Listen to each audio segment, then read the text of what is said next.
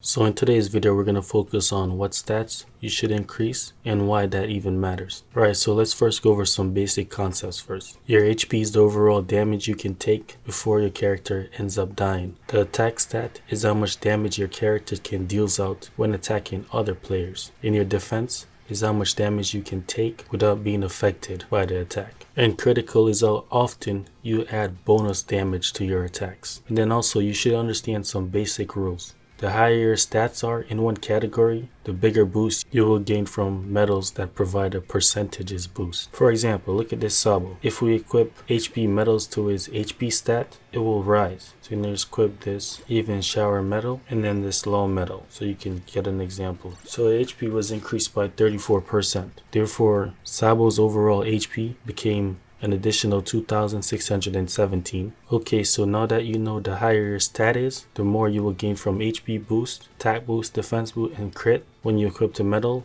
Let's move on to the which stat is the most important in terms of importance. Alright, so critical is the worst one because all characters across the board, once they're at a certain level, they will all have the same critical. HP is the second least important because no matter how high your HP is, if you have a weak defensive stat, it will not matter. And then the third important one is attack. I consider attack not to be as important as defense because the point of this game isn't merely just to defeat your enemies, because once you defeat them often, they will always respond to the first treasure gauge area in their territory, meaning you will almost be impossible for you to capture that area. And the most important stat in the game, I believe, is the defensive stat, because the higher your defense is, the harder it will be for your opponent to defeat you. And if you can't be defeated, that means you will always win the battle mostly. But this all depends on each character though, because based on character traits, you will have to equip them with different medals so that they can benefit. Alright, let's move into the Stampede Sabo to show you what I mean by this.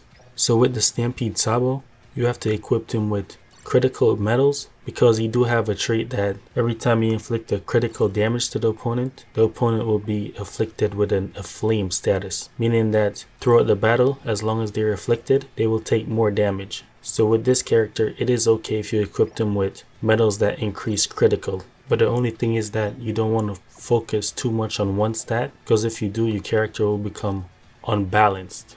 And only characters that are strong in one category, when it comes to their trait, that's the only time you should focus on giving them specific medals that increase only one stat.